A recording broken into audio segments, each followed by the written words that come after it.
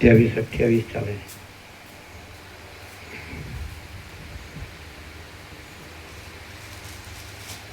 ઓમ અવાજ બરાબર. ઓમ ઓમ ઓમ પરમ ચિદાકાશ, પરમ જ્યોતિ, અખંડ જ્યોતિ, મહાચિદાકાશ, સ્વયં પ્રકાશ, સંપૂર્ણ પ્રકાશ, પૂર્ણ બ્રહ્મ, અનંત તેજઘન, અનંત ચિદઘન, પરમાકાશ, કેવલ, અનંત, શુદ્ધ, ચિદઘન,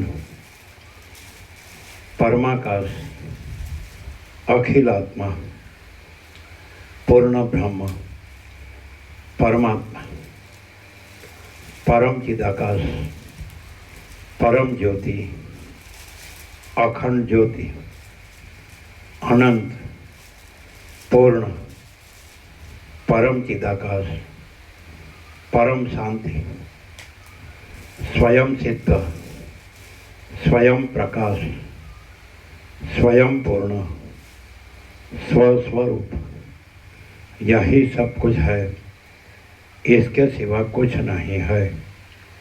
शून्यभास, अनंत कोटि, महाकल्पो है ही नहीं.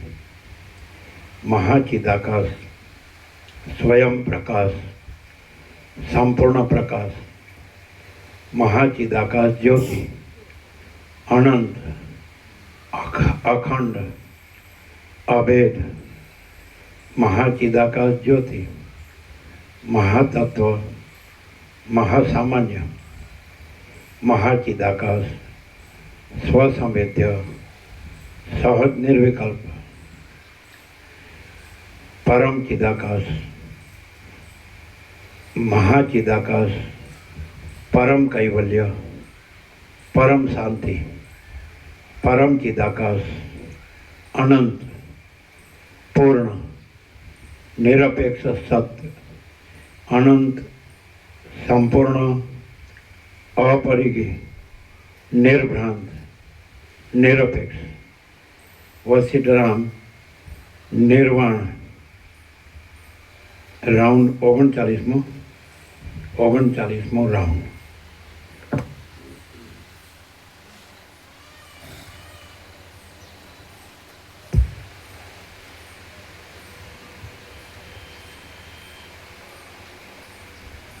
आद्य परब्रह्म सद्गुरु देव की जय. ओम श्री परमात्मने नमः. श्री योग वासिष्ठ महारामायण निर्वाण प्रकरण पूर्वार्ध. सर्ग चौथो. आत्मा दृष्टि में स्थिर थયેલા रामचंद्रजीની संभावना.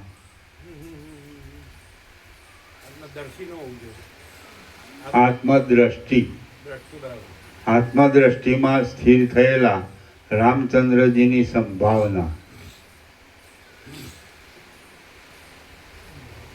आ चौथा सर्ग में वशिष्ठे अनात्म दृष्टिओनो त्याग करावीने रामने आत्मदृष्टि में स्थिर थवानी संभावना करी ए कथा कहेवामां आवशे. वशिष्ठ बोल्या, हे रामचंद्रजी, मन, बुद्धि, अहंकार तथा इंद्रिय वगैरह ए सगळुं दृश्य पदार्थ.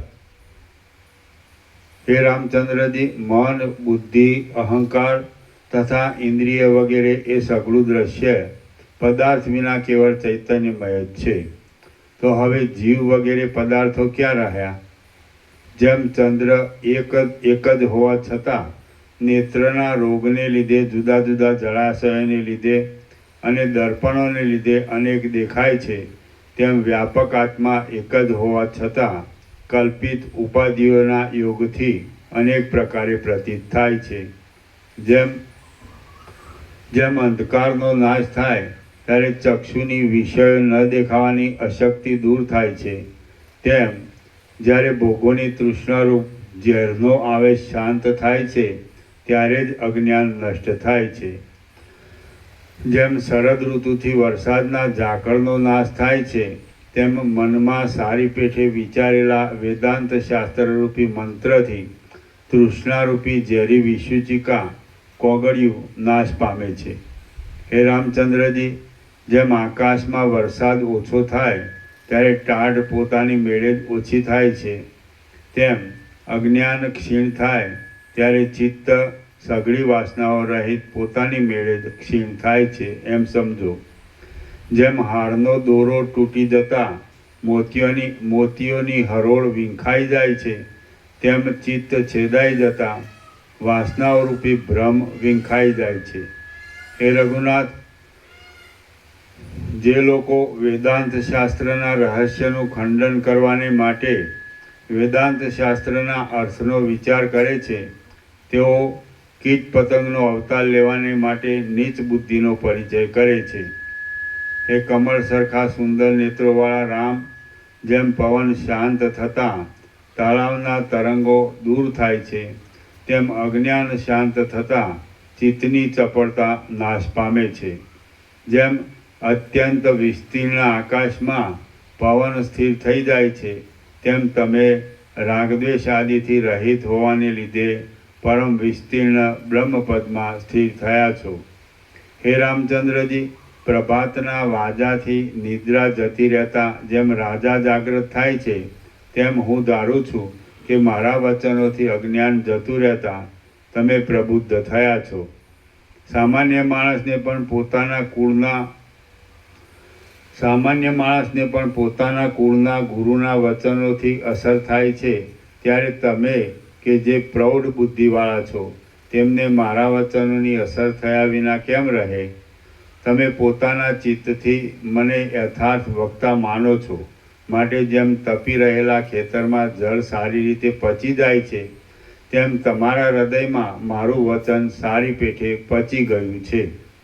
હે મહાપ્રભાવશાળી રામ, અમે પરંપરાથી ઈક્ષ્વાકુવંશીઓના અને તેઓમાં પણ વિશેષે કરીને રઘુવંશીઓના કુળગુરુ છીએ, માટે મારું કહેલું આ શુભ વચન તમારે હૃદયમાં તરત હારની પેઠે ધારણ કરી લેવું.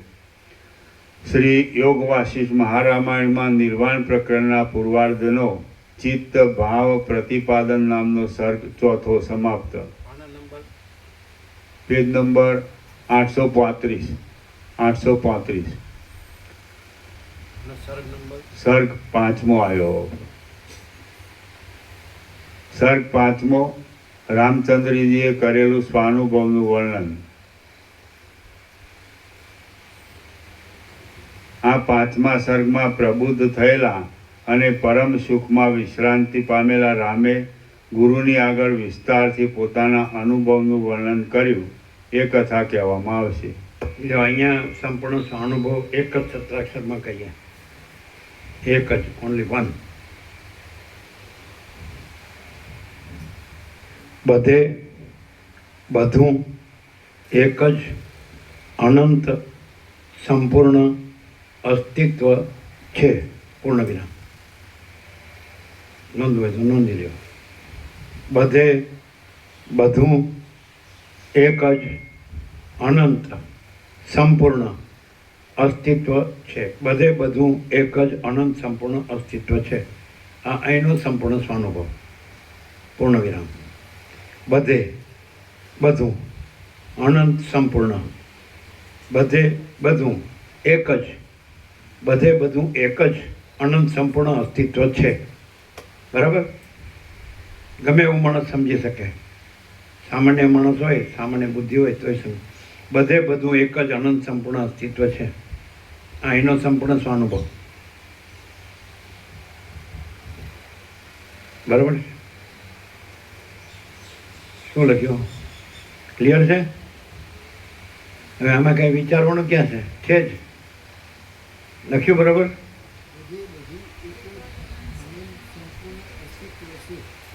હવે બધે બધું એક જ અનંત સંપૂર્ણ અસ્તિત્વ છે. જો બધું આવી ગયું. જોવાનું કે તમે કોઈ વેપારી પાસે કોઈ માલ લેવા જાઓ અને એનો એકદમ ચોખ્ખો માલ હોય તો કે તમારે જોવા પણ નથી, લઈ જ જાઓ, બરાબર ન હોય તો પાછો, એમ કે નહીં? એવું કે ને? શું કે તમારે આમાં કાંઈ જોવા પણ નથી, લઈ જ જાઓ, બરાબર? 100% સત્તરાની નિસંશય. આજ 17મી તારીખ છે અને પૂર્ણ સત્રાક્ષર છે ને? 17/7/2025. બધે બધું આખું, બધે બધું એક જ, બરાબર લખ્યું? બધે બધું એક જ અનંત સંપૂર્ણ અસ્તિત્વ છે. બધે બધું એક જ. હવે આ છે સહજ છે જ, તો પછી જોવાનું નથી, એટલે તમારે આમાં કંઈ વિચારવાનું નથી, જોવાનું નથી, આ જ છે બધું. લઈ જ જાઓ અને એમાં કાંઈ પણ ભેગ હોય તો પાછું. 100% સત્તરાની, ફૂલ ગેરંટી, નિસંશય. બોલો કેમ છે? બધે બધું એક જ અનંત સંપૂર્ણ અસ્તિત્વ છે. સમજાય? હવે માણસ આને માટે વિચારવા જાય તો મગજ બરાબર નથી, એવોર્ડ થાય. શું કહેવાય? આના માટે વિચારવા જાય તો મગજ બરાબર નથી, એવોર્ડ થાય. બધે બધું એક જ અનંત સંપૂર્ણ અસ્તિત્વ છે. 17 તારીખ 17 સત્રાક્ષર. એના વાંચો, ચાલુ કરી વાંચો. અહીંનો સંપૂર્ણ સ્વાનુભવ. બધે બધું એક જ અનંત સંપૂર્ણ અસ્તિત્વ છે. અહીંનો સંપૂર્ણ સ્વાનુભવ. અહીંનો સંપૂર્ણ સ્વાનુભવ. બધે બધું એક જ અનંત સંપૂર્ણ અસ્તિત્વ છે. એકદમ સંપૂર્ણ. 17 તારીખ 17 હજારો સત્રાક્ષર થયા, પણ બધું આમાં આવી ગયું છે ને? હવે કાંઈ વિચારવાનું છે? બસ મસ્ત રહો.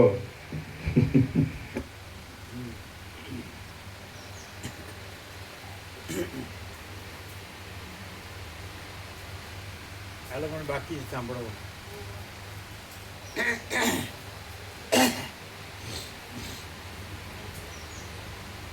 બોલો કેમ છે?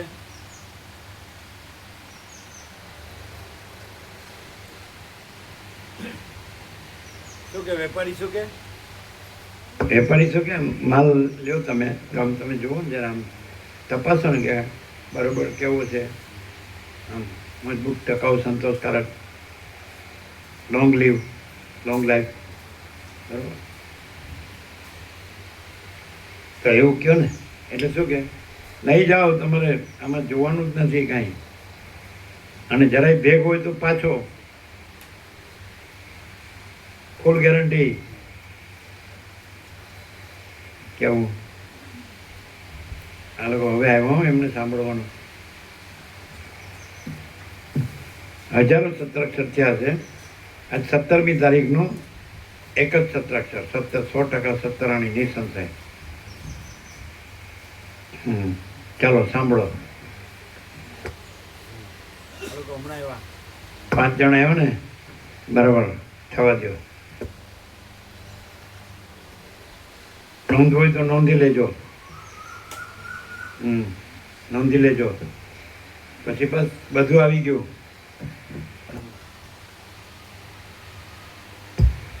થોડું આમ છે, થોડું આમ છે, આમ લ્યો.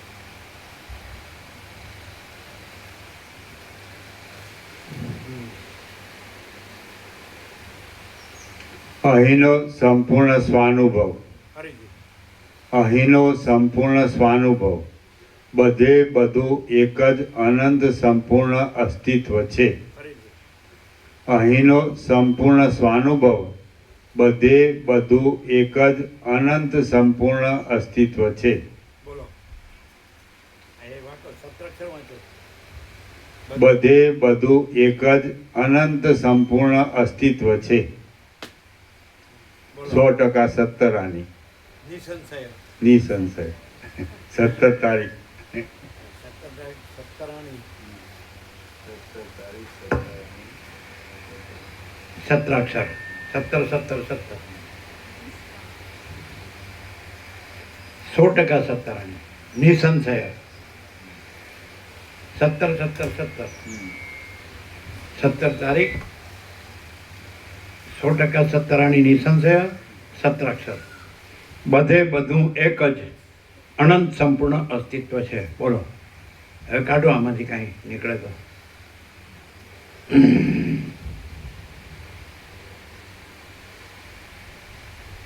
જીતો વિચાર કરે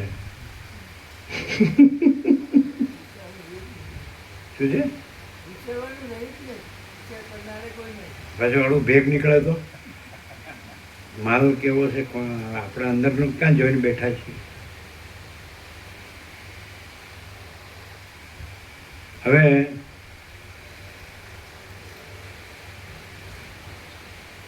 આમાં ભ્રાંતિ રાખે તો ક્યાંય ભ્રાંતિ ન નીકળે અને આમાં ભ્રાંતિ ન રાખે તો આ જ છે. શું કહ્યું છે? આમાં ભ્રાંતિ રાખે તો ક્યાંય ભ્રાંતિ ન નીકળે, ન ટળે અને આમાં ભ્રાંતિ ન રાખે આ જ છે.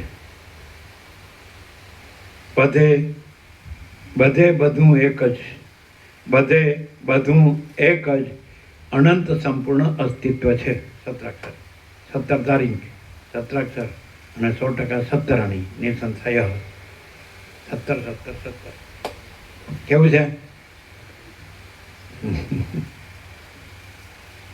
આ તો બધા પ્રક્રિયા ગ્રંથો કહેવાય.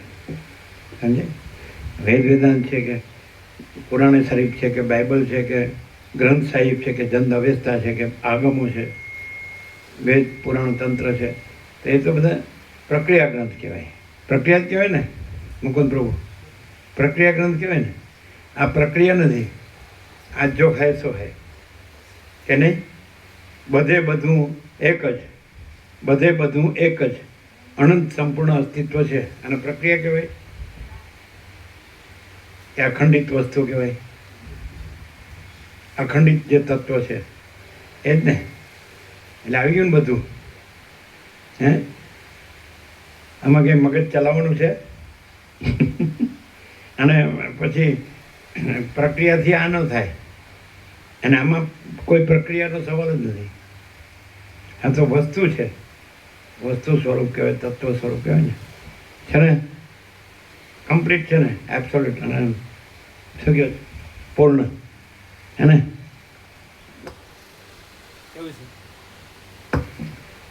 કોઈ પણ સેશનમાં માણસ ભૂલો પડે અહીં તો એનું આમ જો તૈયાર હોય તો હજી એને એમ લાગે મારે કાંઈ બાકી છે તો કોઈ દિવસ પૂરું નહીં થાય. અને એમ લાગે આ જ છે તો પૂર્ણ જ છે કે નથી. બધે બધે બધે બધે બધું બધું બધું બધું એક જ એક જ એક જ એક જ અનંત અનંત અનંત અનંત સંપૂર્ણ સંપૂર્ણ સંપૂર્ણ સંપૂર્ણ તત્વ તત્વ તત્વ તત્વ છે છે છે છે પૂર્ણ વિરામ. કેમ છે બોલો મુકુંદ પ્રભુ? હવે અહીં રહ્યા એ સાર્થક છે કે નહીં? કેવી રીતે? હે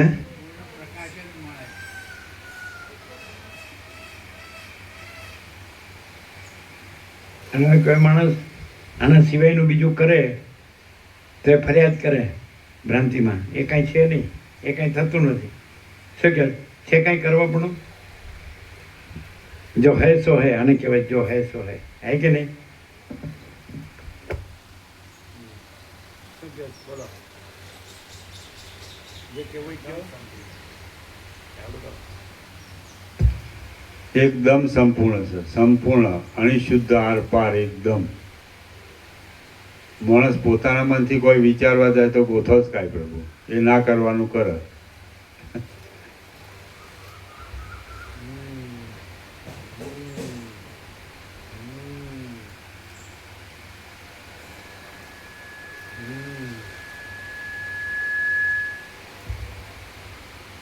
રામ બોલ્યા, અહો, આપના વાક્યોના અર્થના ચિંતનથી હું ચૈતન્યપણાને પ્રાપ્ત થયો છું. હે પ્રભુ, આ જગતરૂપી જાળ મારી આગળ રહેલી છતાં પણ શાંત થઈ ગઈ છે. જેમ લાંબા કાળથી સૂર્યને લીધે તપી રહેલું ભૂતલ વૃષ્ટિથી પરમ શાંતિને પ્રાપ્ત થાય છે, તેમ હું મારા ચિત્તમાં પરમ શાંતિને પ્રાપ્ત થયો છું. હું શાંત થયો છું, શીતળ સ્વરૂપવાળો થયો છું, કેવળ સુખરૂપે રહ્યો છું, અને જેમાંથી હાથી બહાર નીકળી ગયો હોય એવા તળાવની પેઠે નિર્મળપણાને પ્રાપ્ત થયો છું. હે મુનિ, આ દશાઓનું સઘળું મંડળ કે જે અનાત્મપણું મટી જવાથી સારી પેઠે નિર્મળ થઈ આ ગયું. દિશાઓનું, હા, દશાઓનું નહીં. દિશાઓનું. તમે દશા બોલ્યા કેમ? મગજમાં દશા બોલ્યા ને. હે મુનિ, આ બધા દશામાં વાળા છે.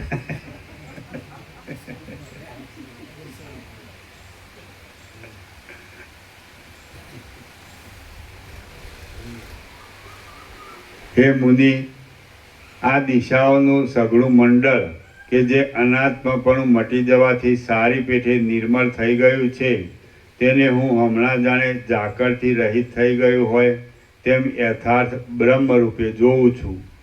મારા સઘળા સંદેહો ટળી ગયા છે. આશારૂપી ઝાંઝવાની નદી શાંત થઈ ગઈ છે. વિષયોની વાસનાઓથી તથા વૈરાગ્ય આદિ વૃત્તિઓથી પણ રહિત થવાને લીધે શરદ ઋતુના સ્વચ્છ જંગલની જેમ શીતળ થયો છું. હે પ્રભુ, હું પોતાથી જ અંત વગરના અંદરના અનહદ આનંદને પ્રાપ્ત થયો છું કે જે આનંદની આગળ અમૃતના રસનો સ્વાદ પણ તૃણવત તુચ્છ લાગે છે. આજ હું મારા મૂળ સ્વભાવને પ્રાપ્ત થયો છું, સ્વસ્થ થયો છું, આનંદ પામ્યો છું, અને જેમાં સઘળા આનંદોનો સમાવેશ થાય છે એવા આનંદરૂપ થવાથી ખરો રામ થયો છું. હું મને પોતાને પણ પ્રણામ કરું છું અને આપને પણ પ્રણામ કરું છું. જેમ પ્રભાતમાં સૂર્યનો ઉદય થતાં મૂર્ખ લોકોએ રાતમાં કલ્પેલું પિશાચોનું કુટુંબ શાંત થઈ જાય છે, તેમ મારા સર્વ સંશયો અને સર્વ કલ્પનાઓ શાંત થઈ ગયા છે. જેમ શરદ ઋતુમાં તળાવ નિર્મળ થાય છે, તેમ નિર્મળ વિસ્તીર્ણ હિમની પેઠે શીતળ અને પરમાનંદથી સંપન્ન થયેલા હૃદયમાં મારું મન શાંતિ પામ્યું છે. આત્માને અજ્ઞાનરૂપી કલંક શા કારણથી આવ્યું હશે? સ્વયં પ્રકાશ આત્મામાં એ કલંક કેમ રહેવું જોઈએ? અને પરિચ્છેદ વિનાના અસંગ આત્માને એ કલંક કેમ ઢાંકી દે છે? ઇત્યાદિ સંશયો ચંદ્રની સમીપમાં નિર્મૂળ થતા અંધકારની જેમ નિર્મૂળ થઈ ગયા છે. જે કાંઈ છે તે સઘળું સર્વત્ર અને સર્વદા સ્ફુરણમય આકારવાળો આત્મા જ છે. માટે તેમાં આ પદાર્થ અન્ય છે અને વળી તેથી આ પદાર્થ અન્ય છે એવી ખોટી કલ્પના કેમ જ હોય? હું હમણાં પરમ પ્રકાશવાળો થયો છું, તેથી મને મારી પ્રથમની સ્થિતિ ઉપર હસવું આવે છે કે હું આત્મજ્ઞાન વિના તૃષ્ણારૂપી બેડીથી બંધાઈને કેવો થઈ ગયો હતો.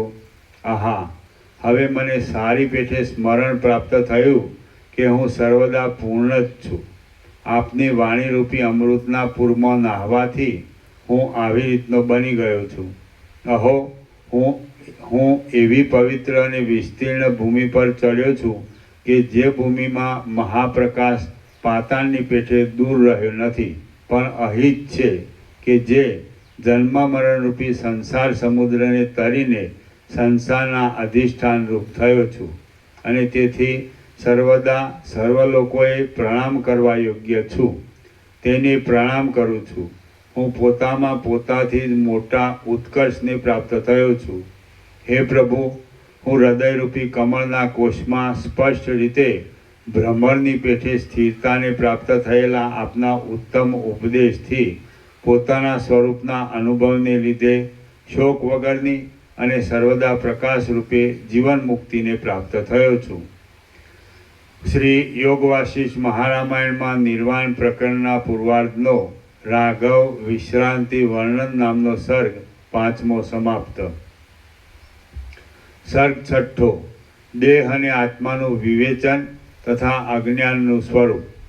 આ છઠ્ઠા સર્ગમાં દેહના તથા આત્માના વિવેકનું, દેહને આત્મા માનવાથી દુઃખો પ્રાપ્ત થયાનું અને મૂળ લોકોને સ્ત્રીઓના સંગથી મોહની વૃદ્ધિ થયાનું વર્ણન કરવામાં આવશે.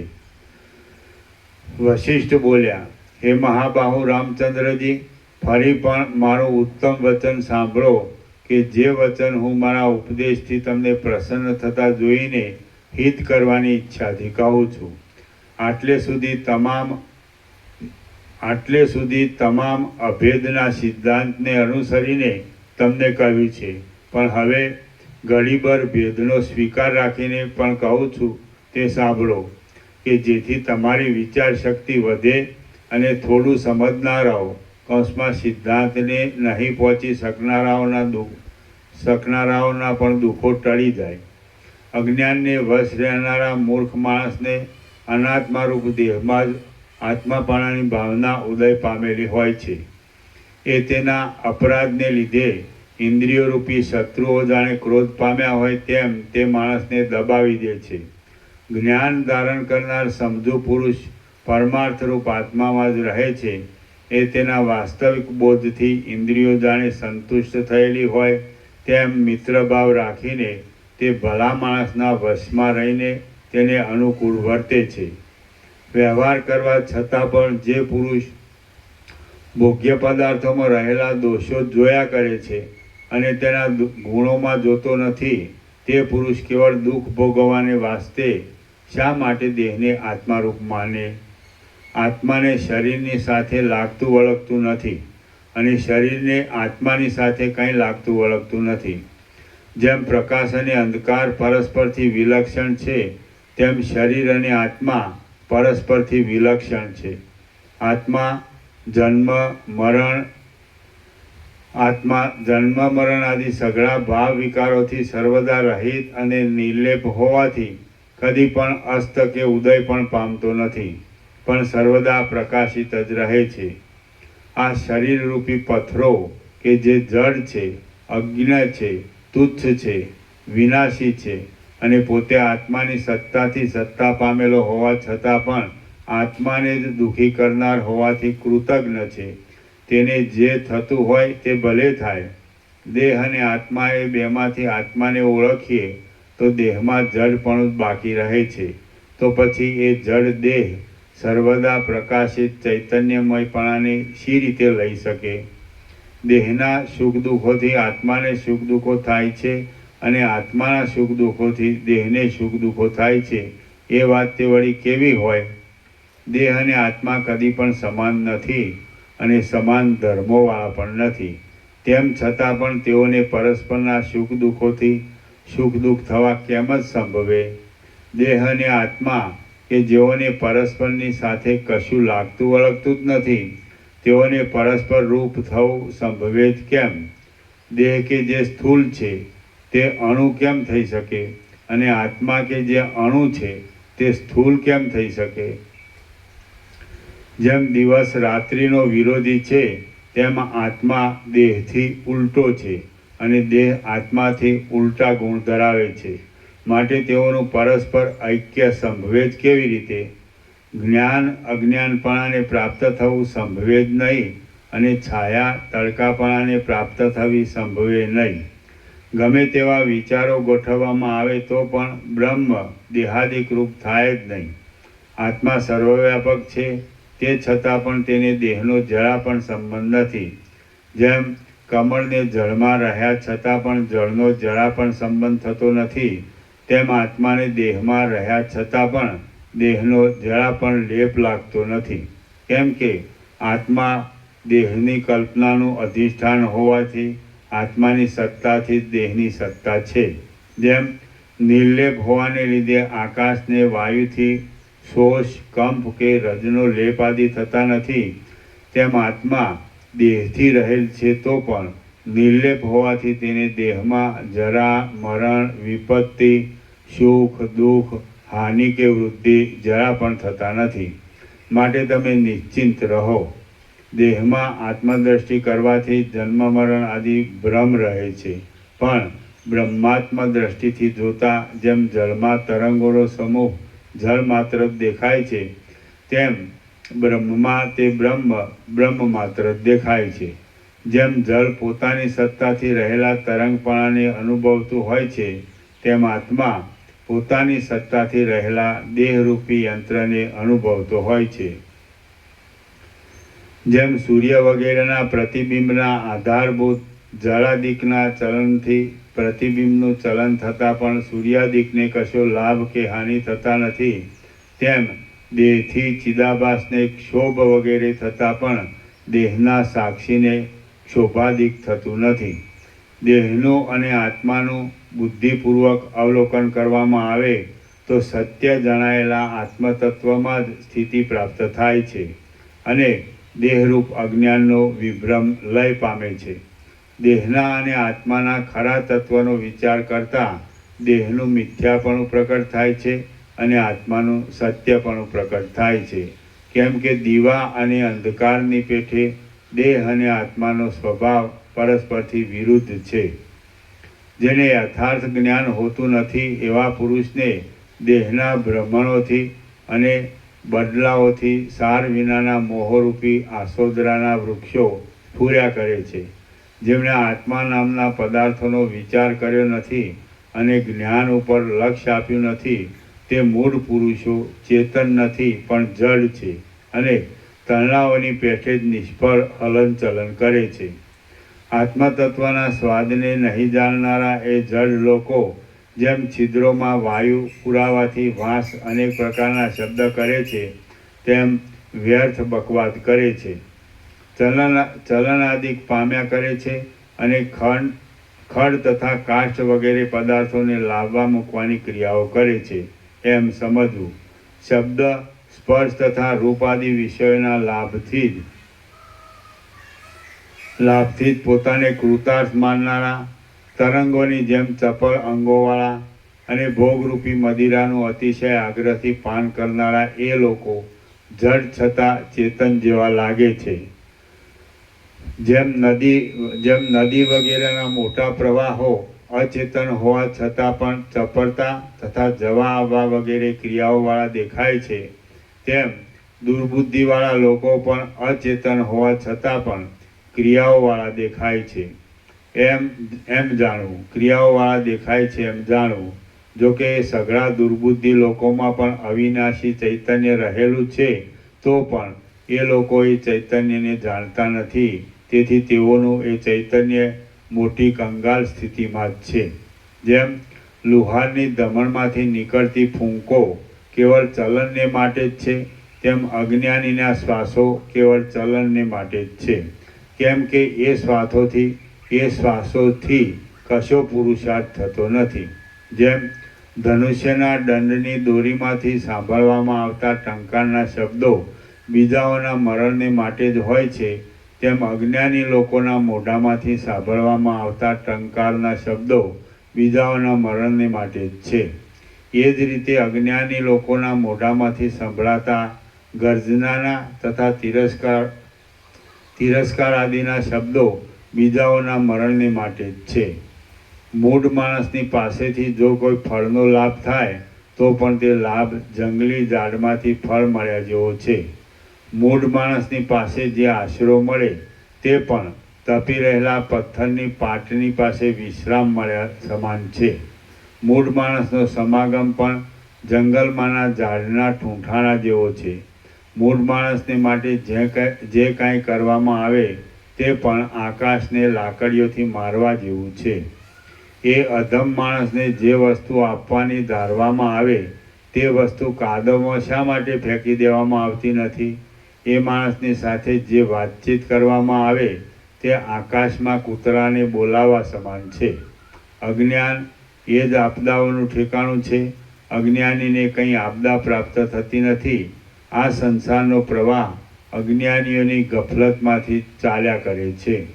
જેમ હળ ઉપર ઢેફા પડ્યા કરે છે અને ઉડ્યા કરે છે, તેમ અજ્ઞાની ઉપર ઉગ્ર દુઃખો અને દ્રઢ સુખો વારંવાર પડ્યા કરે છે અને પાછા ઉડ્યા કરે છે.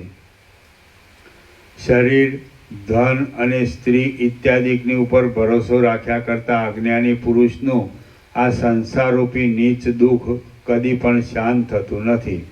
આ નીચ દેહ કે જે અનાત્મા છે તેને આત્મા માનવામાં આવે તો સઘળી ખોટી સમજણરૂપ માયા કદી પણ નાશ પામતી નથી. દુષ્ટ ભાવનાઓથી ઘેરાયેલી બુદ્ધિવાળા, સત્ય વસ્તુમાં આંધળા, મિથ્યા વસ્તુમાં દેખતા અને પગલે પગલે ગોથા ખાયા કરતા અજ્ઞાની પુરુષને જેમ ફૂલમાંથી સુગંધ મળે છે તેમ કોઈ વખતે ચંદ્રમાંથી ઝેર પણ મળે છે, અને જેમ પથ્થરમાંથી દુર્વાનો અંકુર થાય છે તેમ કોઈ વખતે ખીરમાંથી કાંટો પણ નીકળે છે. દેહરૂપી શિમળાના ઝાડની બખોલમાં સર્પિણીઓની જેમ રહેનારી અને મનરૂપી હાથીને જકડીને બાંધનારી મૂર્ખ માણસની આશાઓ સારી રીતે ખેડેલા ખેતરમાં વાવેલી ડાંગરની જેમ ઘણા ફળો કૌંસમાં દુઃખો આપ્યા કરે છે. જેમ મયુરી ઢેલ પ્રેમથી મેઘની રાહ જોયા કરે છે, તેમ નરકની ભૂમિ પાપોરૂપી સર્પોથી વીંટાયેલા અજ્ઞાની માણસની રાહ જોયા કરે છે. જેના ચપળ નેત્ર ભ્રમર જેવા છે અને જેના હાલતા હોઠ પાન જેવા છે, એવી હાવભાવ કરતી સ્ત્રી લતાની જેમ મૂર્ખ મનુષ્યને માટે જ પેદા થઈ છે. સંકલ્પરૂપી ચપળ પલ્લવોવાળું અને ચંચળ છાયાવાળું રાગરૂપી પરવાળાનું દુષ્ટ વૃક્ષ અજ્ઞાનીના હૃદયરૂપી ભૂમિકામાં જ રહે છે. ગાઢ નિશ્વાસોરૂપી ધુમાડાવાળો, શસ્ત્રો જેવા તીક્ષ્ણ દાંતોરૂપી ઉંબાડિયાવાળો અને કાયાને બાળી નાખનારો દ્વેષરૂપી દાવાનળ અજ્ઞાનીના હૃદયરૂપી જળ વિનાના પ્રદેશમાં સળગ્યા કરે છે. પરાઈ નિંદાઓરૂપ પલ્લવોવાળી અને ચિંતાઓરૂપી ભ્રમરોવાળી ઈર્ષ્યારૂપી કમલિની અજ્ઞાનીના મચ્છરથી ભરેલા મનરૂપી સરોવરમાં અત્યંત પ્રફુલ્લિત થાય છે. જેમ સમુદ્રમાં નિરંતર તરંગ અને મોજા આવવાથી તે સમુદ્ર તરંગ અને મોજાના આકારરૂપી થાય છે અને પોતાની અંદર વડવાગ્નિ રાખે છે, તેમ સુખદુઃખરૂપી ઉભરા અને તરંગો આવવાથી આ મનુષ્ય પણ સુખદુઃખ સ્વરૂપ બનીને અનેક જન્મ મરણને આધીન થાય છે.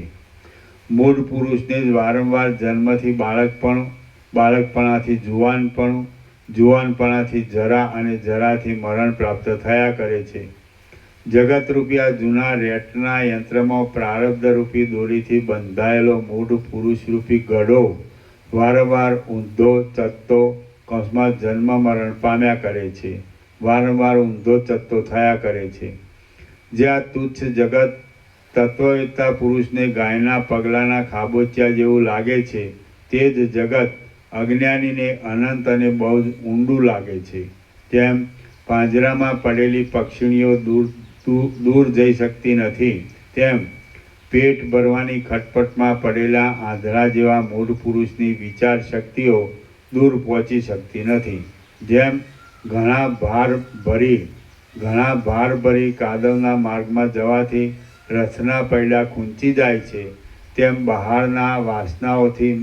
બહારની વાસનાઓથી મન દબાઈ જાય છે. તેથી તેની ઇન્દ્રિયો નિર્બળ થઈ જાય છે અને હૃદયની વચલી કુંડલી જાગી શકતી નથી. અજ્ઞાનરૂપી શિકારીએ રાખરૂપી મૃગિયાના વ્યસનને લીધે ઇન્દ્રિયોરૂપી ગીધોને માટે સંસારરૂપી જંગલમાં દૂર દૂર માંસના પિંડોની જેમ હિમાલય આદિ માટીના પુંજમય પર્વતો અને મનુષ્ય તથા પશુ આદિ માંસમય પ્રાણીઓ ગોઠવી મૂકેલા છે કે જેઓ મોહથી ભોગ્ય પદાર્થો રૂપે જોવામાં આવે છે. વિચિત્ર નામરૂપોથી અપાર રીતે રંગાયેલું ઘણા સંકલ્પોની કલ્પનારૂપી કલ્પવૃક્ષ અત્યંત મિથ્યા પદાર્થોથી પણ સઘળાઓની કામનાઓને પૂરે છે, એ ભારે અદ્ભુત છે. આ સંસારરૂપી વનખંડમાં અજ્ઞાનને લીધે જગતરૂપી જૂના પાંદડાની પરંપરાઓ પથરાયેલી છે. જન્મરૂપી નવા પલ્લવો થયા કરે છે. કર્મોના સમૂહરૂપી કળીઓ વારંવાર લાગ્યા કરે છે.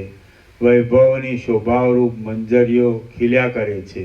પુણ્ય તથા પાપોરૂપી ફળો ઉત્પન્ન થયા કરે છે અને વિચિત્ર રચનાઓવાળા ઘણા ઘણા કામી લોકોરૂપી પક્ષીઓ બેસતો, શોભતા, પેસતા તથા વિલાસો કરતા જોવામાં આવે છે. આ સંસારરૂપી વનખંડમાં અજ્ઞાનરૂપી ચંદ્રના ઉદયથી જ સ્ત્રીઓરૂપી ઔષધિઓ વિકાસ પામીને ભારે શોભા પામેલી છે.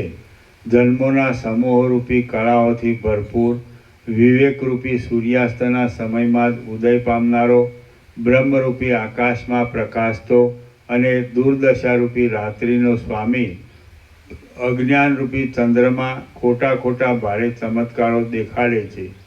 વાસનાઓરૂપી મિથ્યા અમૃતથી ભરેલા આશાઓરૂપી ચકોરોને પુષ્ટ કરનારા અને ચિત્તરૂપી ચંદ્રકાંત મણીને આર્દ્ર રાખનારા અજ્ઞાનરૂપી ચંદ્રના પ્રભાવથી જ કામી પુરુષોરૂપી રાજહંસોને વિલાસ આપનારી, હિમના જેવા શીતળ અંગોવાળી અને નેત્રોરૂપી ચપળ ભમરોવાળી સ્ત્રીઓરૂપી કુમુદિનીઓ મનોહર લાગે છે.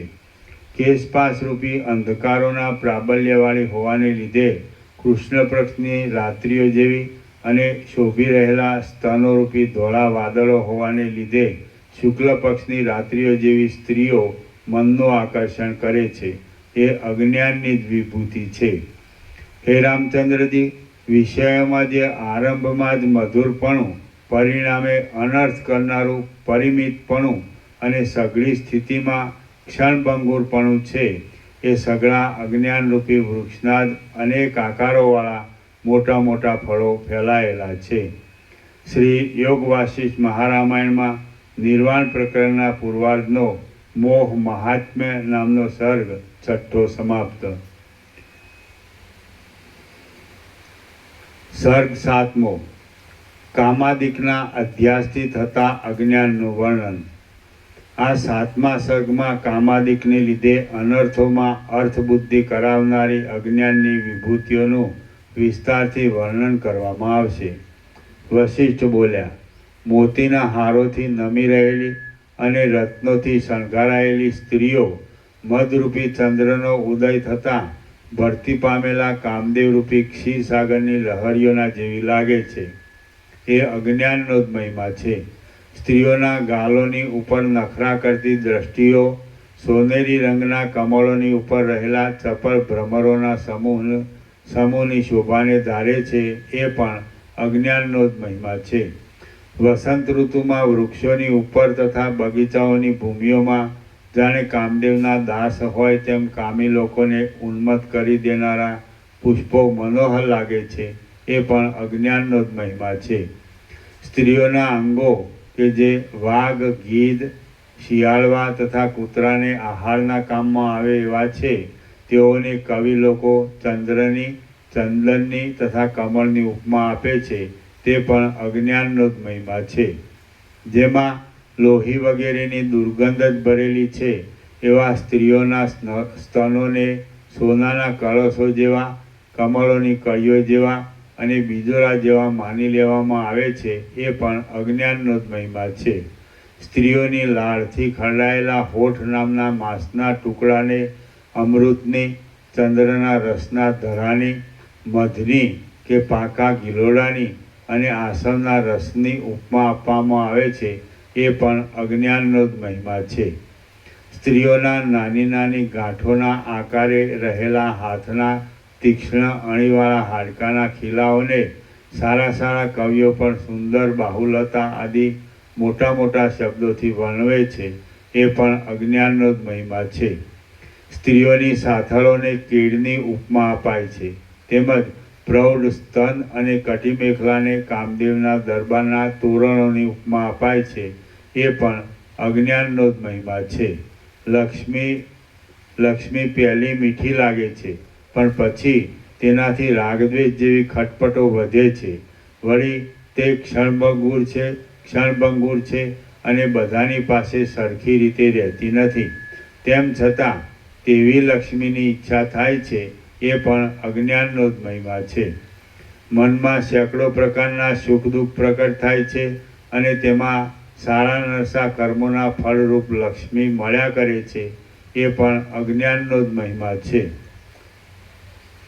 અમુક કામ કરવાથી અમુક ફળ મળશે તેવા કર્મકાંડના આશાવાળા વચનો છે, જે કરોળિયાની ઝાડની માફક ક્ષણમાં તૂટી જનારા અને રાગ તેમજ કામનાના બંધનમાં નાખનારા છે, એ પણ અજ્ઞાનનો જ મહિમા છે.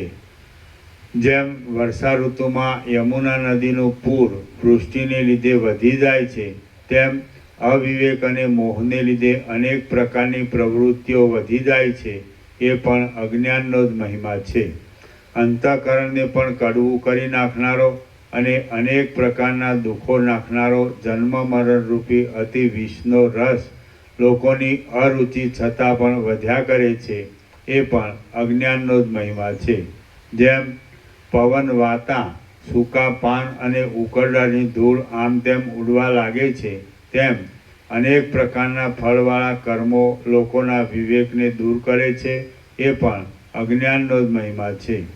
અનંત બ્રહ્માંડરૂપી પાકેલા ફળોને ખાયા કરવા છતાં પણ જેનું પેટ ભૂખ્યું ને ભૂખ્યું જ રહે છે, એવો આ કાળ એમ ને એમ સેંકડો કલ્પો વીતી ગયા છતાં પણ તૃપ્ત થતો નથી, એ પણ અજ્ઞાનનો જ મહિમા છે. મોહરૂપી પવનને પી રહેનારા અને તે દેહોરૂપી કાચળીઓને વારંવાર ઉતારી નાખતા જીવોરૂપી વિચિત્ર સર્પો બ્રહ્મ સ્વરૂપે શીતળ થતા અવિચળ છતાં પણ કર્મોરૂપી કુટિલ ગતિઓથી સંસારમાં ભટક્યા કરે છે, એ પણ અજ્ઞાનનો જ મહિમા છે. વિવેકરૂપી ચંદ્રનો ઉદય નહીં થવાથી ચિંતારૂપી પિશાચે ખરાબ કરેલી યૌવનરૂપી રાત્રિ મોહરૂપી અંધકારને લીધે પ્રકાશ વગરની ચાલી જાય છે, એ પણ અજ્ઞાનનો જ મહિમા છે. જેમ તંતુ કમળની બખોલના ખૂણામાં રહેલો હોવા છતાં પણ હિમથી નાશ પામે છે, તેમ જીભ મોઢાના છિદ્રના એક ભાગમાં ગુપ્ત રહેલી હોવા છતાં પણ સ્ત્રી પુત્ર વગેરે પામર લોકોને સમજાવવાના સંતાપોથી સુકાઈ જાય છે, એ પણ અજ્ઞાનનો જ મહિમા છે. હજારો ગાંઠો અને કાંટાવાળો શીમળો અનેક શાખાઓ હોવા છતાં બેડોળ લાગે છે, તેમ આ જીવ દુઃખ શોક ઋણ ગરીબાઈ આદિ સંકટોથી દુઃખી થાય છે, એ પણ અજ્ઞાનનો જ મહિમા છે. અંદર પોલાણવાળા અને ઘણી ઊંચાઈને લીધે નમી રહેલા ચિત્તરૂપી જૂના વૃક્ષમાં રહેનારો લોભરૂપી ઘુવડ માયારૂપી કાળી રાત્રિમાં મસ્તી કર્યા કરે છે, એ પણ અજ્ઞાનનો જ મહિમા છે. જરારૂપી બુઢી બિલાડી યૌવનરૂપી ઉંદરને પ્રથમ કાનની પાસેના પ્રદેશમાં પૂરી કાળજીથી પકડીને રમતા રમતા ફાડી નાખે છે, એ પણ અજ્ઞાનનો જ મહિમા છે. આ સૃષ્ટિ ફીણના ઢગલાની જેમ સાર વિનાની હોવા છતાં પણ અનુક્રમે પહાડ જેવી ઊંચી થઈને પોસાય છે, એ પણ અજ્ઞાનનો જ મહિમા છે. ચિદાભાસો કૌંસમાં જીવોરૂપી પુષ્પોથી દોડી જગતરૂપ પાંદડાઓવાળી અને ધર્મ તથા અર્થરૂપ ફળોને ધરનારી વ્યવહારિક સત્તારૂપ લતા પ્રફુલ્લિત થઈ છે, એ પણ અજ્ઞાનનો જ મહિમા છે. આ ત્રણેય લોકરૂપે ઘર છે, જેને મેરુ આદિ પર્વતો થાંભલા છે, ચંદ્ર અને સૂર્ય ગોખ છે, આકાશ છજુ છે ને તે અનંત કાળથી ટકી રહ્યું છે, એ પણ અજ્ઞાનનો જ મહિમા છે. સંસારરૂપી મોટા સરોવરોમાં શરીરરૂપી કમળોની અંદર ચૈતન્યરૂપી રસને પીનારા કૌંસમાં ચૈતન્યની સત્તાથી જ રહેનારા પ્રાણોરૂપી ભ્રમરો ફરે છે, એ પણ અજ્ઞાનનો જ મહિમા છે. આકાશરૂપી ઇન્દ્રનીલમણીના ચોતરા ઉપર સૂર્ય નામની દીવી મૂકી છે, તે લોકોમાં પ્રકાશ આપે છે, એ પણ અજ્ઞાનનો જ મહિમા છે. જૂના પંખીની જેમ જીવ દેહરૂપી પિંજરામાં ભરાયો છે, જેને વાસનાઓરૂપી સળીઓ અને આશાઓરૂપી તાંતણા છે, એ પણ અજ્ઞાનનો જ મહિમા છે. જેમાંથી પ્રાણીઓના સમૂહોરૂપી પાંદડાઓની પરંપરા નિરંતર ખરતી જાય છે, એવી અનાદિકાળની આ સંસારરૂપી લતા પ્રાણવાયુના આધારે ડોલ્યા કરે છે, એ પણ અજ્ઞાનનો જ મહિમા છે. સૃષ્ટિના અમુક કાળ સુધી રાજી રહેનારા કેટલાય કુલીન પુરુષો પોતાના પુણ્યના પ્રભાવને લીધે ઉગ્ર નરકરૂપી કાદવમાં પડવાના ભયને દૂર કરી ઘડીભર પોતાને મળેલી સારી જગ્યાએથી ખસવાના નથી એવો નિશ્ચય કરે છે, એ પણ અજ્ઞાનનો જ મહિમા છે. ચંદ્રના અમૃતનું પાન કરનારા દેવો સ્વર્ગરૂપી સરોવરોમાં વિહાર કરે છે, એ પણ અજ્ઞાનનો જ મહિમા છે.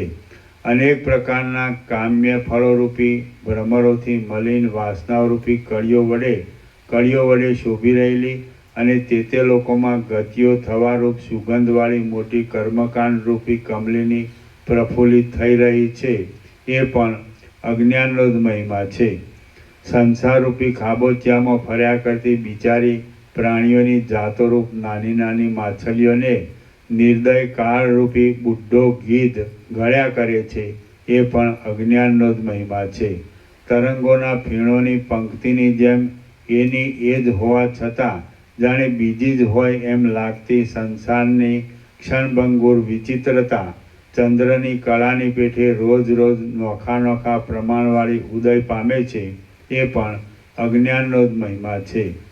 ક્ષણ માત્રમાં ફૂટી જાય એવા ઘણા પ્રાણીઓરૂપી કોડિયાને બનાવ્યા કરતો કાળરૂપી કુંભાર આ ચક્રને ફેરવ્યા કરે છે, એ પણ આ અજ્ઞાનનો જ મહિમા છે.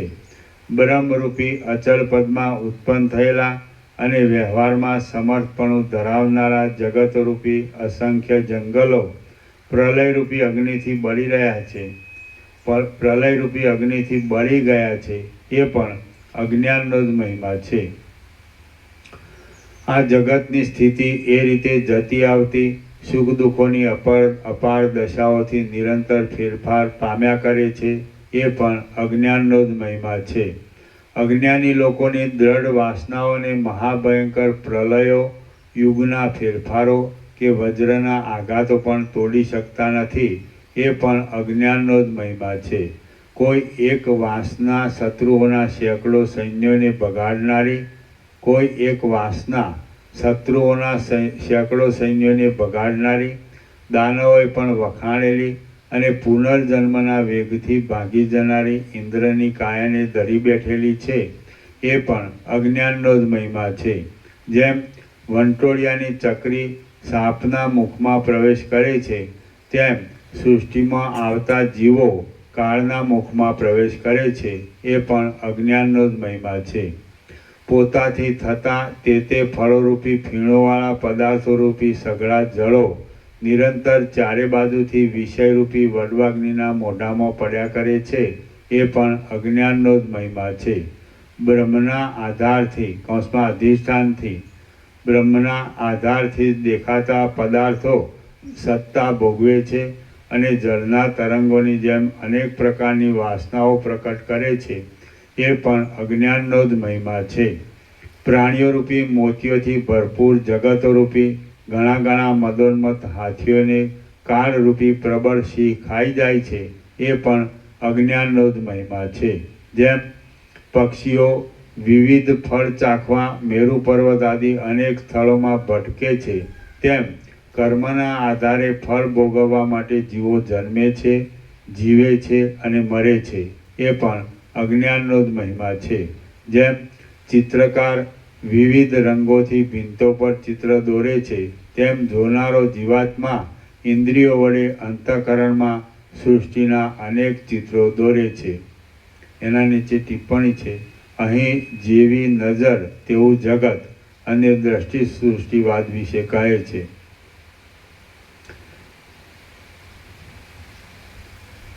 જેમ ચિત્રકાર વિવિધ રંગોથી ભીંતો પર ચિત્ર દોરે છે, તેમ જોનારો જીવાત્મા ઇન્દ્રિયો વડે અંતઃકરણમાં સૃષ્ટિના અનેક ચિત્રો દોરે છે, એ પણ અજ્ઞાનનો જ મહિમા છે. જેમ દોરડીને બદલે સર્પ દેખાય છે, તેમ બ્રહ્મને બદલે જગત દેખાડનારા આ સ્થૂળ જડ પદાર્થો હિરણ્યગર્ભના કાળના નિમેષથી હજારમાં અંશ જેટલી ઘડી રહીને નાશ પામે છે, એ પણ અજ્ઞાનનો જ મહિમા છે. સુખ દુઃખમય રાગદ્વેષને ધારણ કરતી અને જરાને મરણને તથા રોગોને આધીન થતી જંગમ જાતિઓ નાશ પામે છે એ પણ અજ્ઞાનનો જ મહિમા છે. પૃથ્વીમાં પોતાના મોટા મોટા પાપોના ફળોને જ અનુભવ્યા કરતી કીડાઓની પંક્તિઓ અમુક કાળ સુધી પ્રારબ્ધથી પીડાયા કરે છે એ પણ અજ્ઞાનનો જ મહિમા છે. જેનું દર કૌંસમાં બ્રહ્મ જેનું દર માંડ માંડ જોવામાં આવે છે એવો અને ભારે મોટા શરીરવાળો કાળરૂપી સુખી સર્પ અદૃશ્ય રહીને ક્ષણ માત્રમાં આ સઘળા જગતને ગળી જાય છે એ પણ અજ્ઞાનનો જ મહિમા છે. વૃક્ષરૂપી સ્થાવર જીવો પક્ષીઓ ટાઢ પવન તડકા આદિથી દુઃખ પામે છે, ફળફૂલ આદિથી સુખી થાય છે અને ધરતીમાં ઊંડા મૂળ જવાથી ટટ્ટાર ઊભા રહે છે, જેથી તે વૃક્ષો જાણે સમ દમ તિતિક્ષા અને ઉદારતા આદિ યોગમાં સાધનો કરતા હોય તેમ કાળ વિતાવે છે એ પણ અજ્ઞાનનો જ મહિમા છે. કેવળ શુદ્ધ કૌંસમાં અપંચીકૃત કેવળ શુદ્ધ જળમાં રહેલા ત્રૈલોક્યરૂપી કમળની બખોલમાં ઘણા ઘણા પ્રાણીઓરૂપી ભ્રમરોનો સમૂહ ઘોઘાટ કર્યા કરે છે એ પણ અજ્ઞાનનો જ મહિમા છે. કાળની સ્ત્રી બ્રહ્માંડનું પાત્ર હાથમાં લઈને વિવિધ પ્રાણીઓની ભિક્ષા માગી પોતાના ધણીને આપે છે અને નવી નવી ભિક્ષા માગ્યા કરે છે એ પણ અજ્ઞાનનો જ મહિમા છે. આ ત્રણ લોક નામની ડોશી છે. આ ત્રણ લોક નામની ડોશી છે જેનો સૂક્ષ્મ દેહ બ્રહ્મા વિષ્ણુ અને ઇન્દ્ર છે. પર્વતો અને પૃથ્વી સ્થૂળ દેહ છે. વાદળો જેના સ્તન છે, તારાના મંડળ જેના દાંત છે, બે સંધ્યાઓ જેના રાતા હોઠ છે, સ્વર્ગ જેનું મુખ છે, જંબુદ્વીપ જેની ડૂંટી છે, વનરાજી જેના રૂવાટા છે, અંધકાર જેનો ચોટેલો છે અને કમળના વન જેના હાથ છે.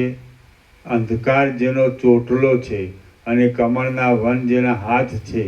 આ ડોશી ચેતન માતાથી પોસાય છે.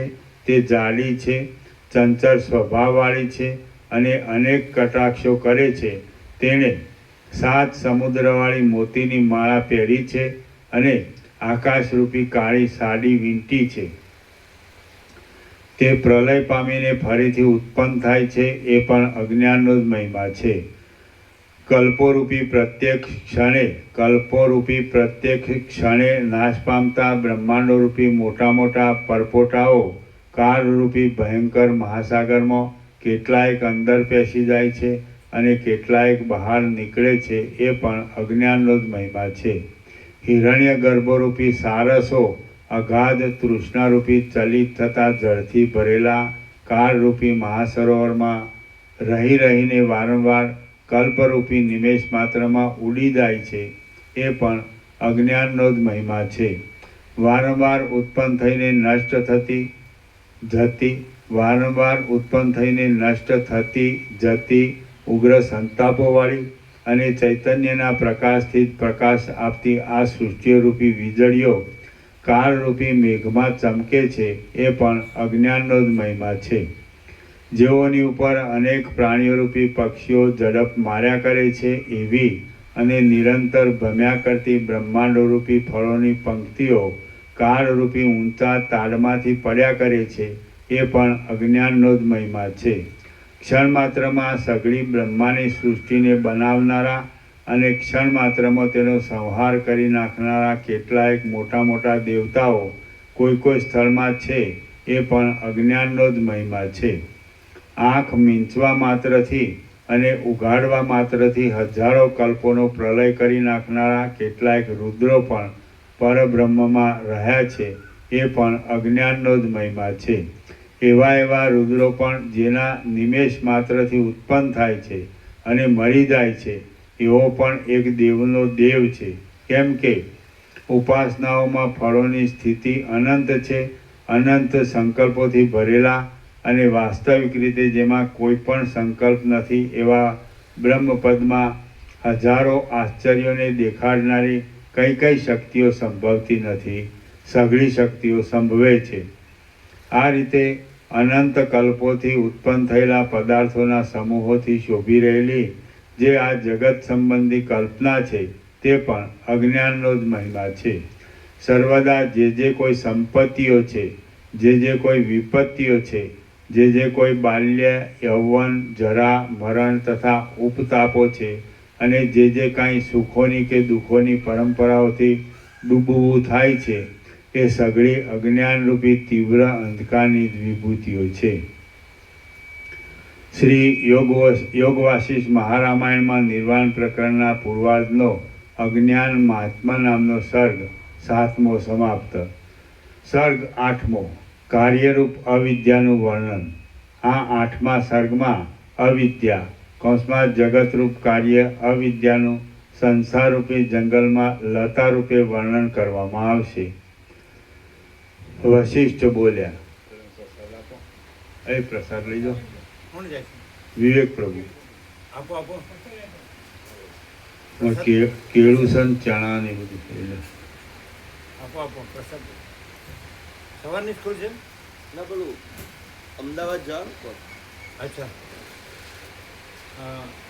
પેલું સુધારીને આવી ગયું. હા, એ હવે સંજય પ્રભુ લેતા આવશે. પેલા કારીગરને આવે ને લઈને.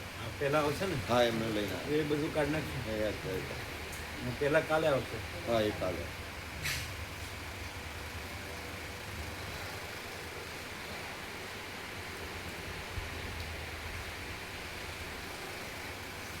બિસ્કિટ આપો, બિસ્કિટ ચણા આપો.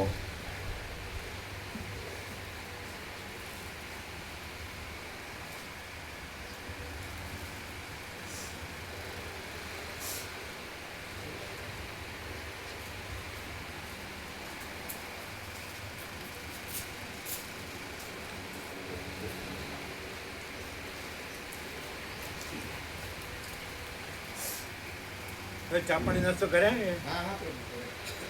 ક્યાં કર્યા? અહીંયા નહીં કરે. બરાબર. સર્ગ 8મો કાર્યરૂપ અવિદ્યાનું વર્ણન. આ 8મા સર્ગમાં અવિદ્યા કૌંસમાં જગતરૂપ કાર્ય અવિદ્યાનું સંસારરૂપી જંગલમાં લતારૂપી વર્ણન કરવામાં આવશે. વશિષ્ઠ બોલ્યા, આ અવિદ્યા જે જગતનું કાર્ય છે, તે સંસારરૂપી વનમાં ચૈતન્યરૂપ પર્વતની ટોચ ઉપર રહેલી લતા રૂપે છે, જેને મોટા પર્વતો સાંધા છે, જળ આદિ 5 મહાભૂતો છાલ છે, લોકોરૂપી પાંદડા છે, અને 3 લોકરૂપી દેહ છે.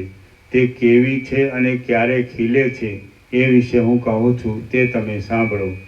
આ અવિદ્યારૂપી લતામાં સુખ, દુઃખ, જન્મ, સ્થિતિ, જ્ઞાન અને અજ્ઞાન એ ફળો દિવસે દિવસે વધતા જાય છે. પોતે જે સુખ સંપત્તિ આજે ભોગવે છે, તેથી વધારે ભોગવવા માટે એવી રાગરૂપી અવિદ્યા ઉદય પામે છે, અને તે અવિદ્યા યજ્ઞ તથા દાન આદિ કરાવીને સુખ આપે છે. તેમજ ભોગવવામાં આવતા દારિદ્ર્ય આદિ દુઃખમાંથી ધનની તૃષ્ણા આદિ અવિદ્યા ઉદય પામે છે, અને તે અવિદ્યા દુષ્ટ વાસનાથી ચોરી આદિ અધર્મમાં પ્રવૃત્તિ કરાવીને દુઃખ આપે છે. જન્મમાંથી પણ અવિદ્યા ઉદય પામે છે. જન્મમાંથી પણ અવિદ્યા ઉદય પામે છે, અને તે અવિદ્યા પાછી જન્મ આપ્યા વિના રહેતી જ નથી. સ્થિતિમાં પણ અવિદ્યા ઉદય પામે છે, અને તે અવિદ્યા પાછી સ્થિતિ આપ્યા વગર રહેતી નથી. અજ્ઞાનથી અવિદ્યા વૃદ્ધિ પામે છે, અને તેથી પાછું પણ અજ્ઞાનરૂપી ફળ અવશ્ય પ્રાપ્ત થાય છે. તત્વ વિચારથી જ્ઞાનની વૃદ્ધિ પ્રાપ્ત થાય છે, અને એ વૃદ્ધિ પણ પાછી જ્ઞાનની વૃદ્ધિને જ આપે છે.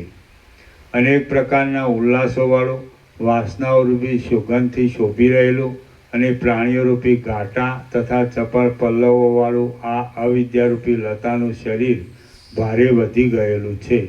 દિવસોના સમૂહરૂપી પુષ્પોવાળી, રાત્રિઓરૂપી ચપળ ભ્રમરોવાળી, નિરંતર ડોલ્યા કરતી, અને જેમાંથી કેટલાયક પ્રાણીઓરૂપી પાંદડા નિરંતર પડ્યા કરે છે, એવી આ અવિદ્યારૂપી લતા કોઈ સમયે વિવેકરૂપી હાથણીની હડફેટમાં આવીને પડી જાય છે, અને રજ વિનાની થઈને હતાશ પામે છે. પણ જો એ હાથણીની પૂરેપૂરી હડફેટમાં ન આવે તો પાછી મજબૂત થઈ જાય છે. આ અવિદ્યારૂપી લતા નવા નવા ઉત્પન્ન થતા મિત્ર તથા પશુ આદિ કુંપળિયાથી પોષાય છે. પ્રકટ થતા પુત્ર પૌત્રાદિરૂપ અંકુરોથી વધે છે. સઘળી ઋતુઓમાં વાસનારૂપી પુષ્પોથી ભરપૂર રહે છે. સઘળા રસોથી શોભ્યા કરે છે. જન્મરૂપી સાંધાઓમાં દુઃખ તથા રોગ આદિરૂપ સર્પોથી વીંટાય છે. મરણોરૂપ છિદ્રોથી વ્યાકુળ રહે છે. વિષયોના અનુભવરૂપ રસથી ભરાય છે અને કેવળ વિચારરૂપી હથોલાથી જ ઘસાઈ જાય છે. દિવસે દિવસે આકાશમાં ચારે બાજુથી પ્રકાશથી ચંદ્રોની તથા સૂર્યોની હારો અને ગ્રહો તથા અવિદ્યારૂપી લતાના પુષ્પો છે. દિવસે દિવસે આકાશમાં ચારે બાજુથી પ્રકાશથી ચંદ્રોની તથા સૂર્યની હારો ને ગ્રહો આ અવિદ્યારૂપી લતાના પુષ્પો છે, જે સદા ગતિ કર્યા કરે છે. હે રામચંદ્રજી, આકાશરૂપી કોષને ભરપૂર કરી દેનારી તારાઓની પંક્તિઓ આ અવિદ્યારૂપી લતાની ચકચકતી આકારવાળી કળીઓ છે. ચંદ્ર તથા અગ્નિના પ્રકાશો આ અવિદ્યારૂપી લતાનો પરાગ છે. એ પરાગથી ઉજળા અંગોવાળી આ અવિદ્યારૂપી લતા સ્ત્રીની જેમ મનોહર લાગે છે. આ અવિદ્યારૂપી લતા વિવેકવાળા મનરૂપી હાથીથી કંપી જાય છે. સંકલ્પરૂપી કોયલાના ટહુકારવાળી છે. ઇન્દ્રિયોરૂપી સર્પોથી ઘેરાયેલી છે. તૃષ્ણારૂપી છાલથી વીંટાયેલી છે. કાળા આકાશરૂપી તમાલ વૃક્ષના આશ્રયથી ઉન્નતિ પામેલી છે. સ્વર્ગ તથા પૃથ્વીરૂપ બહાર દેખાતા ઘૂંટણો જેવા મૂળોવાળી છે. બ્રહ્માંડરૂપી બગીચાની પૃથ્વીમાં રહેલી છે. સમુદ્રોના ખાડારૂપ ક્યારામાં ટકેલી છે. નીચલા પાતાળાદી ભુવનોમાં અનેક મૂળિયાઓથી પેઠેલી છે. સઘળા સમુદ્રોના જળોરૂપી દૂધ વગેરે પદાર્થોથી સિંચાયા કરે છે. કર્મકાંડના વચનોથી ચપળતા ધરાવનારા રાગી લોકોરૂપી ભમરાઓવાળી છે. સ્ત્રીઓરૂપી પુષ્પોના સમૂહોવાળી છે. ચૈતન્યના સ્ફુરણરૂપી પવનથી ડોલ્યા કરે છે. પ્રવૃત્તિઓમાં ભમનારા લોકોરૂપી ઘણા નાના નાના જીવડાઓથી વ્યાપ્ત છે. નિષિદ્ધ કર્મોરૂપી અજગરોથી ઘેરાયેલી છે.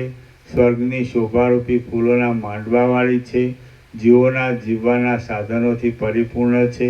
વિષયોની વાસનાઓરૂપી અનેક પ્રકારની સુગંધોથી મૂઢ લોકોને મદ આપનારી છે. વિવેકી લોકોને નાના પ્રકારના ઉપશમોની વિચિત્રતાઓરૂપ અનેક પુષ્પોથી સુશોભિત છે. અનેક પ્રકારના ફળોની પંક્તિથી વ્યાપ્ત છે. પુષ્પોની, ફળોની, રસની તથા પરાગની વૃષ્ટિથી શોભ્યા કરે છે. સમુદ્રના ખાડાઓરૂપી અનેક ક્યારાઓથી વીંટાયેલી છે. પ્રાણીઓરૂપી અનેક પક્ષીઓનું પોષણ કરનારી છે. સૂર્યાદિકના અનેક પ્રકારના પ્રકાશરૂપી પરાગોથી ખરસટ લાગે એવી છે. પર્વતોરૂપી અનેક પ્રકારના ઝાડાઓવાળી છે. અનેક પ્રકારની કળાઓરૂપી ઉઘડેલી કળીઓવાળી છે. અનેક કર્મોરૂપી વનોના સમૂહમાં ઉગેલી છે. અનેક ચિદાભાસોરૂપી પહાડોની ઉપર ચડેલી છે. અને અનેક અવતારોરૂપી પાંદડાઓથી ભરપૂર છે.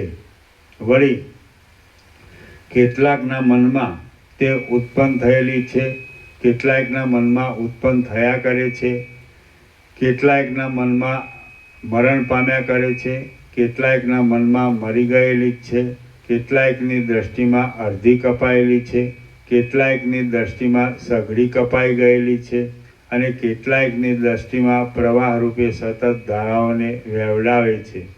આમ થઈ ચૂકેલી અને થયા કરતી આ અવિદ્યારૂપી લતા સર્વદા બ્રહ્મમાં જ રહેલી છે અને ગંધર્વનગર આદિ મિથ્યા પદાર્થો જેવી છે.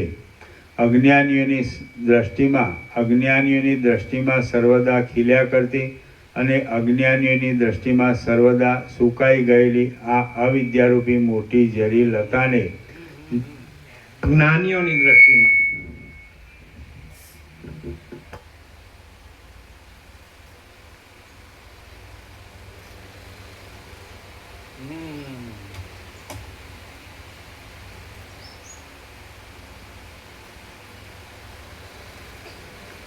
આ અવિદ્યારૂપી લતા સર્વદા બ્રહ્મમાં જ રહેલી છે અને ગંધર્વનગર આદિ મિથ્યા પદાર્થો જેવી છે. અજ્ઞાનીઓની દ્રષ્ટિમાં સર્વદા ખીલ્યા કરતી અને જ્ઞાનીઓની દ્રષ્ટિમાં સર્વદા સુકાઈ ગયેલી આ અવિદ્યારૂપી મોટી ઝેરી લતાને જે ખૂબ જ બાજી રહે છે તેને તે ઝેરની માફક મોહમાં નાખી દે છે અને જો સૂક્ષ્મ દ્રષ્ટિથી તેનો વિચાર કરવામાં આવે તો તે નાશ પામે છે. વિચાર કરનારાના પૂર્ણ થયેલા મનમાં આ લતા બાધિત થઈ જાય છે અને અજ્ઞાનીના મનમાં સઘળી રીતે ભરપૂર થઈને રહે છે. અજ્ઞાનીઓને એક બાજુ જળ રૂપે, એક બાજુ પર્વતો રૂપે, એક બાજુ સર્પો રૂપે, એક બાજુ દેવતાઓ રૂપે, એક બાજુ પૃથ્વી રૂપે, એક બાજુ સ્વર્ગ રૂપે, એક બાજુ ચંદ્ર રૂપે, એક બાજુ સૂર્ય રૂપે, એક બાજુ તારાઓ રૂપે, એક બાજુ અંધકાર રૂપે, એક બાજુ તેજ રૂપે, એક બાજુ આકાશ રૂપે, એક બાજુ ધાન્યોથી ભરપૂર પૃથ્વી રૂપે, એક બાજુ શાસ્ત્ર રૂપે, એક બાજુ વેદો રૂપે અને એક બાજુ પાખંડ શાસ્ત્ર રૂપે દેખાય છે. આ અવિદ્યા કોઈ ઠેકાણે પક્ષીઓનું રૂપ ધારણ કરીને ઉડે છે, કોઈ ઠેકાણે દેવતાઓનું રૂપ ધરીને પ્રકાશે છે, કોઈ ઠેકાણે ઠૂઠા રૂપે જણાય છે, કોઈ ઠેકાણે પવન રૂપે જણાય છે, કોઈ ઠેકાણે નરક રૂપે પાતાળમાં રહેલી જણાય છે, કોઈ ઠેકાણે સ્વર્ગના વિલાસોવાળી જણાય છે, કોઈ ઠેકાણે દેવલોક રૂપી દેખાય છે, કોઈ ઠેકાણે કીડાઓ રૂપે રહેલી દેખાય છે, કોઈ ઠેકાણે વિષ્ણુ રૂપે જણાય છે, કોઈ ઠેકાણે બ્રહ્મા રૂપે જણાય છે, કોઈ ઠેકાણે રુદ્ર રૂપે જણાય છે, કોઈ ઠેકાણે અગ્નિ રૂપે જણાય છે, કોઈ ઠેકાણે વાયુ રૂપે જણાય છે, કોઈ ઠેકાણે ચંદ્ર રૂપે જણાય છે અને કોઈ ઠેકાણે યમ રૂપે જણાય છે. હે રામચંદ્રજી, બ્રહ્માંડોમાં જે કંઈ મોટા મહિમાવાળું સદાશિવાદી દ્રશ્ય સ્ફુરે છે અને જે કાંઈ જૂના ખડના ટુકડા વડે વગેરે હલકું દ્રશ્ય સ્ફુરે છે તે સઘળું અવિદ્યા જ છે અને તત્વાવબોધથી બાધિત જ છે એમ તમે સમજો. એ દ્રશ્યરૂપ અવિદ્યા તત્વબોધથી બાધિત જણાય ત્યારે જ મોક્ષ થાય છે.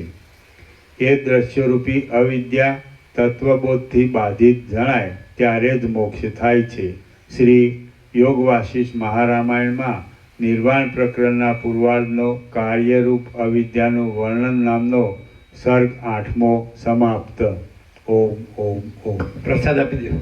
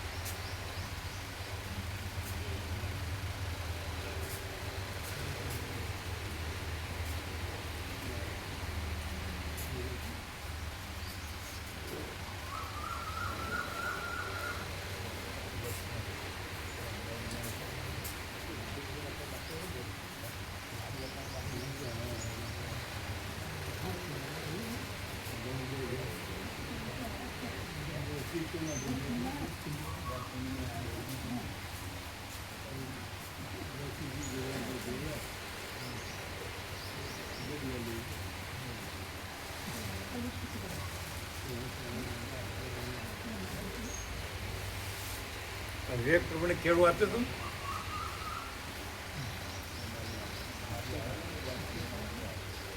ચણા અને બિસ્કિટ.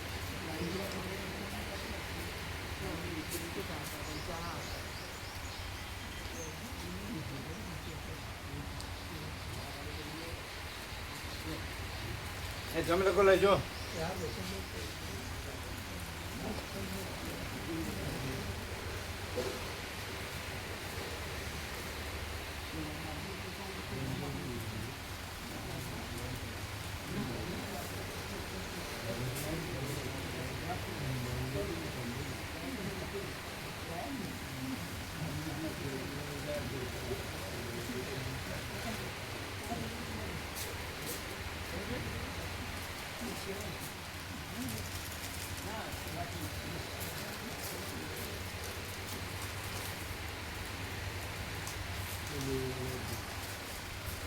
એ સુશીલ પ્રમાણ એ તો આપેલું છે નહીં હતા જ. એ તમે લોકો લ્યો બિસ્કીટ લ્યો શીરો લ્યો.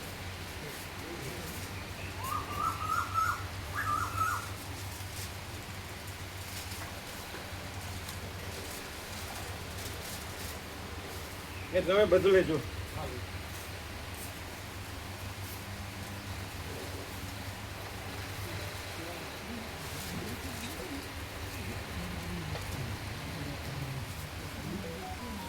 પેલા નવા આવ્યા તો સાંજે એ શું કે છે? આનંદ આવી ગયો, આનંદ આવી ગયો બધા. એ બાળપણથી લાભ લે. હવે ક્યાં રહ્યા એટલે સાંજે આવશે. સાંજે આવ. ગાડી આજે ગુરુવાર છે ને? ગુરુવાર.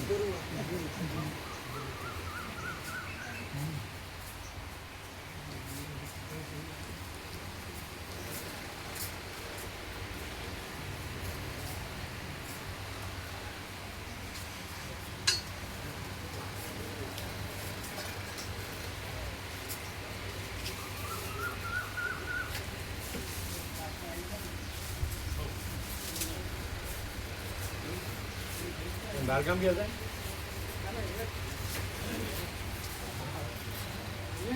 અહીંયા.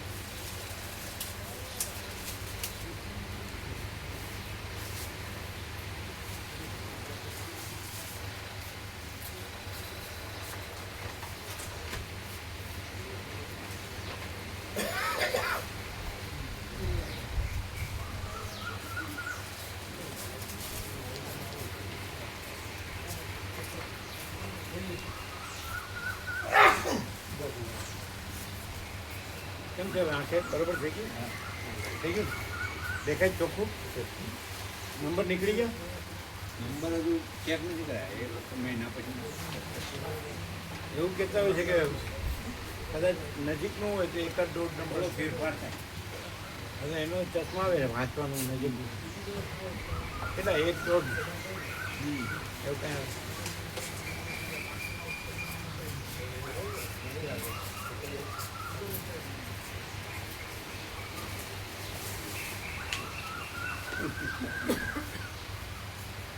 આનંદ મંગલ.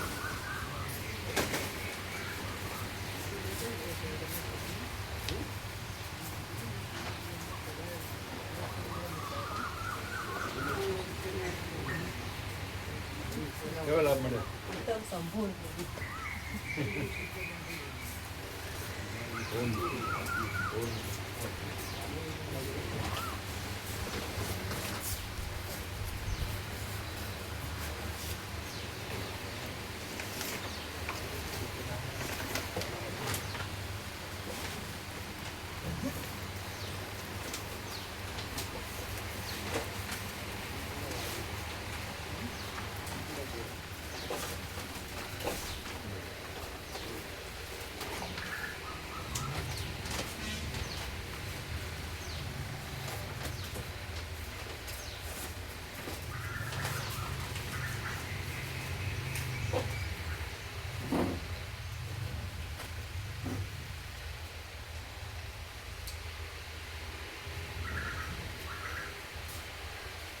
તમે લોકો આવો એટલે ગોવાપ્રુફ સાક્ષી ભાવે ઊભા કરે, ઊભા રહીને જોયા કરો.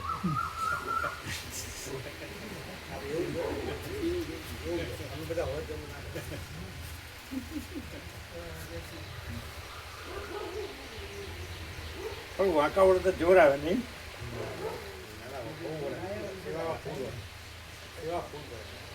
આખી જિંદગી બહુ સેવા કરી ને.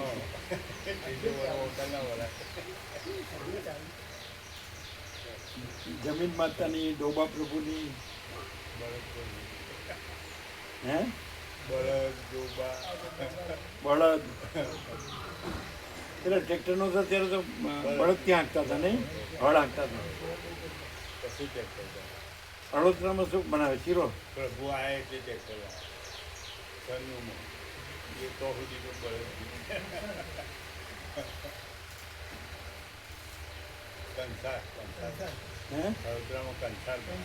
કંસાર ખીચડી ને બધું.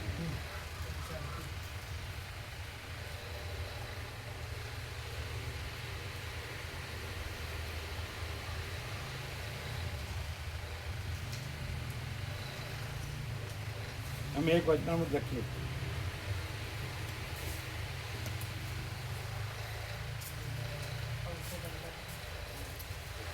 ચા પાણી નાસ્તો કરો.